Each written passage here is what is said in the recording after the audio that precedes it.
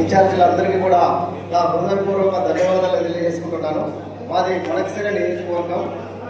MLA MS రాజు గారు, మాజీ MLC మునుమల Thippeswamy గారి ఆదేశాల మేరకు ఇక్కడ రావడం జరిగింది. ఈరోజు మేము ఈ క్లస్టర్ కంప్యూటర్ల శిక్షణ తరగతుల్లో వచ్చి ఇక్కడ పాల్గొన్నందుకు చాలా సంతోషంగా ఉంది. మేము చాలా నేర్చుకున్నాం.